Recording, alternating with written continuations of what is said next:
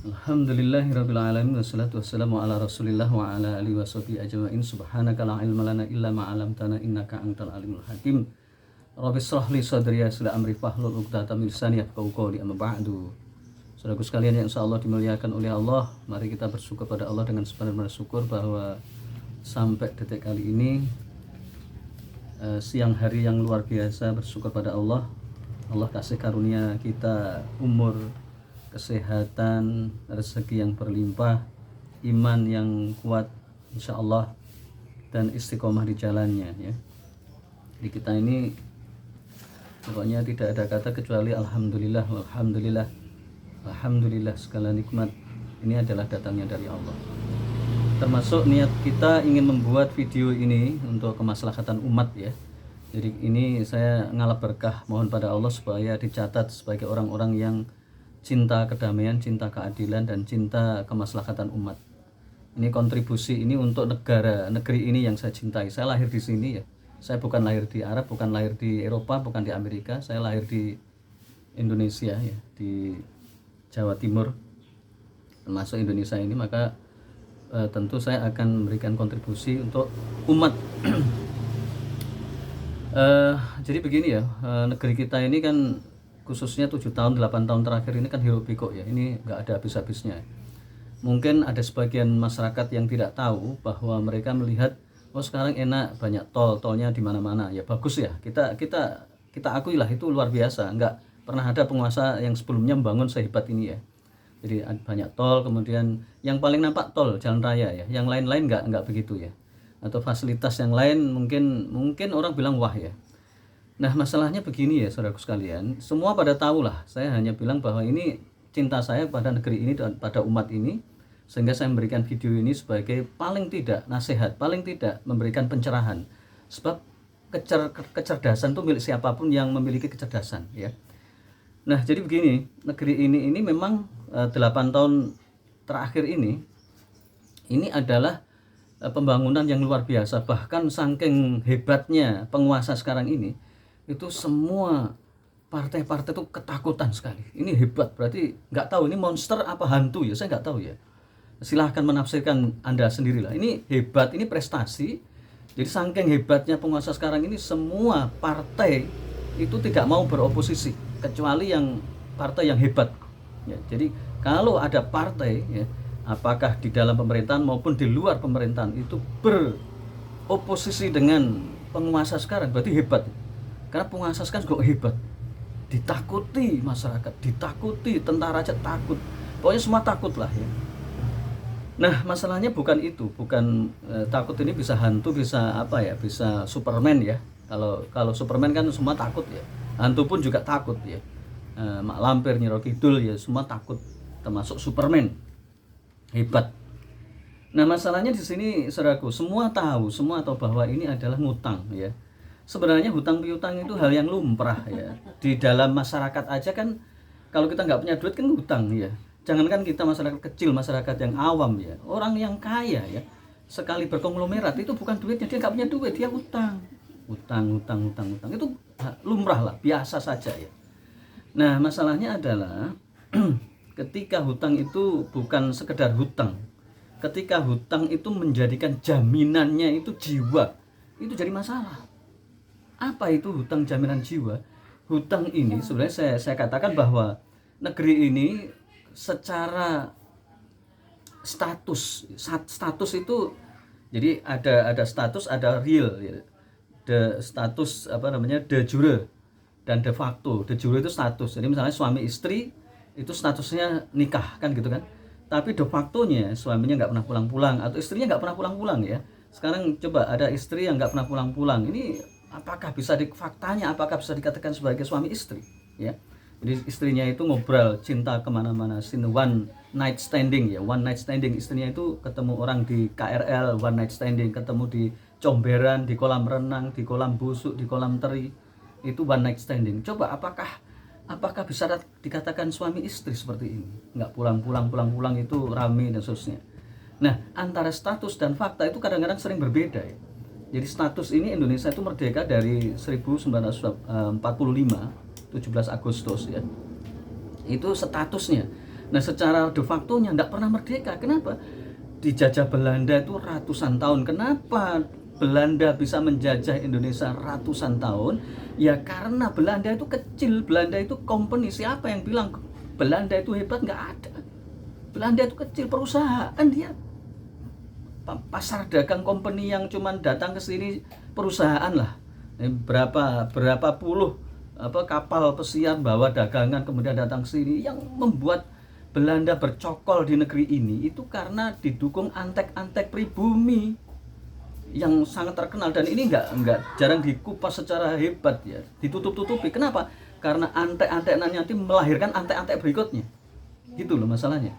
Jadi negeri ini tidak akan bebas dari gurita sebuah penjajahan ya. Jadi penjajahan ini terus dimulai dari penjajahan Belanda, kemudian Orde Lama, dan Orde Lama itu singkat kata digawangi oleh presiden pertama dan didukung oleh Cina dan Rusia yang berhaluan komunis, sosialis, dan ini begitu terus-terusnya.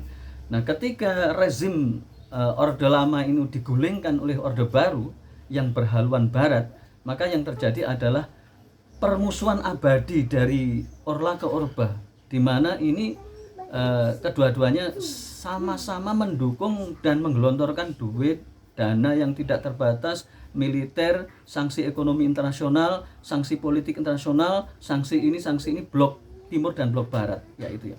Makanya kita kenal blok timur dan blok barat itu begitu.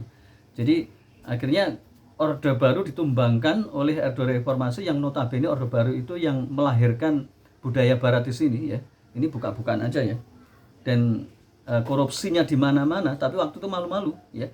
Nah, kalau sekarang Orde Reformasi itu malu-maluin. Jadi semuanya dikorupsi, bahkan tidak tersisa, bahkan terang-terangan, bahkan bancaan, bahkan kiai-kiai, habaib, ulama dan seterusnya merapat ke rezim penguasa. Dan Orde Reformasi ini dibagi menjadi dua. Orde Reformasi yang pertama yang mungkin masih malu-malu kucing, lahir-lahir. Nah, kemudian sekarang ini berubah menjadi orde orde diktator ya.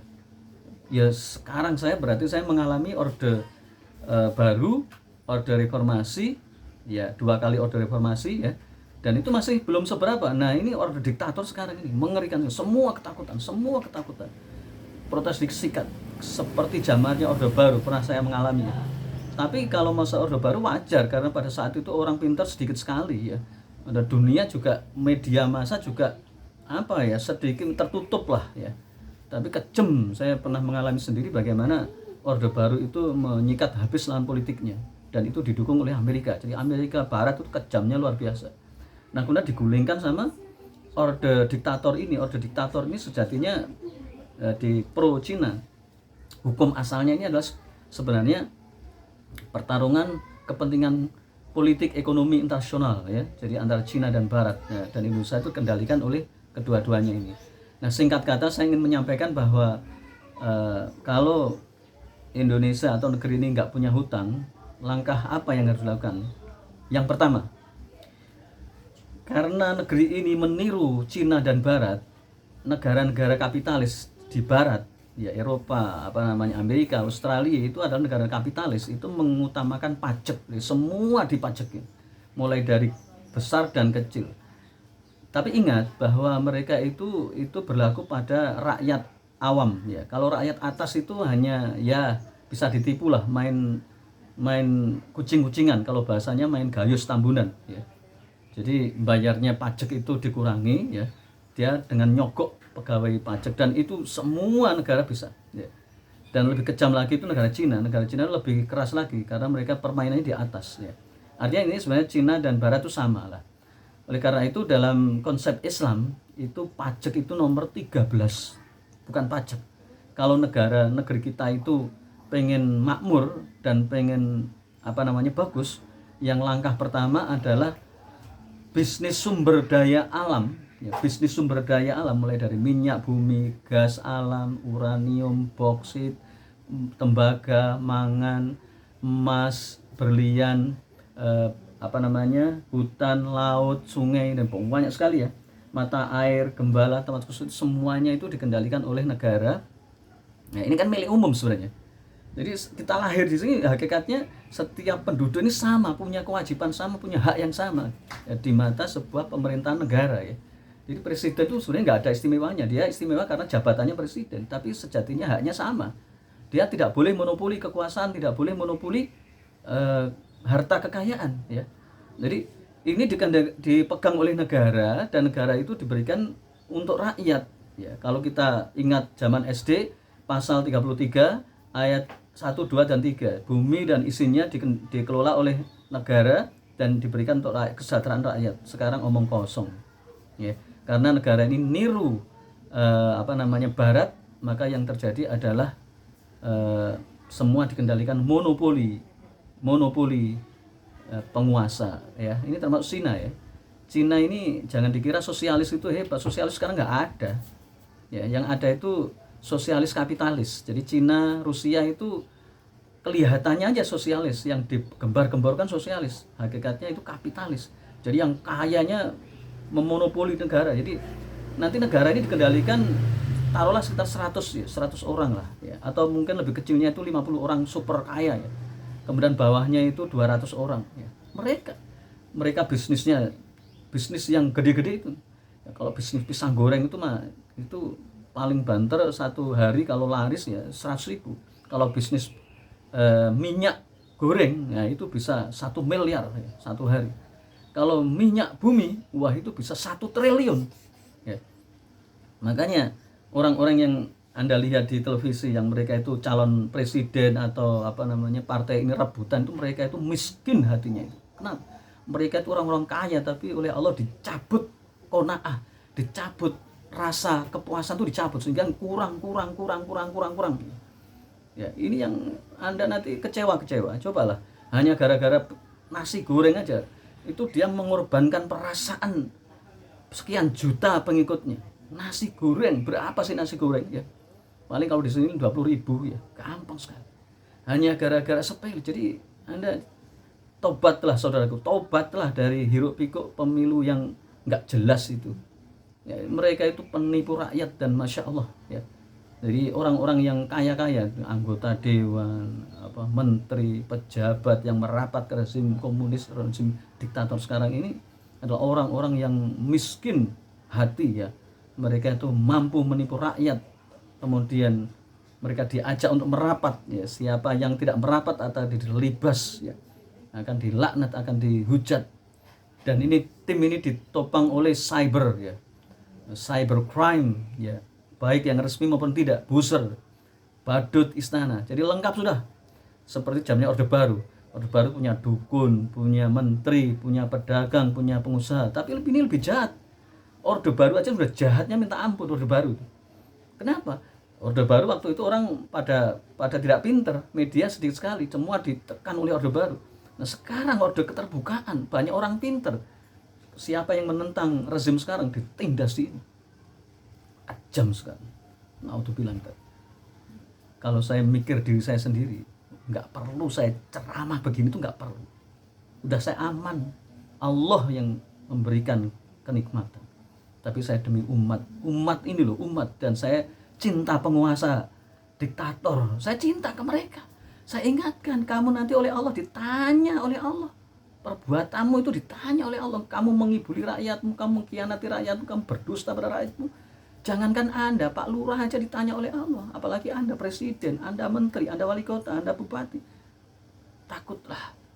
Kalau Anda tidak takut, saya serahkan pada Allah. Ya Allah, sudah saya sampaikan amanah ini kepada mereka, dan saya serahkan semua ini padamu. Aku qouli hadza wa astaghfirullahaladzim, innahu huwal ghafur.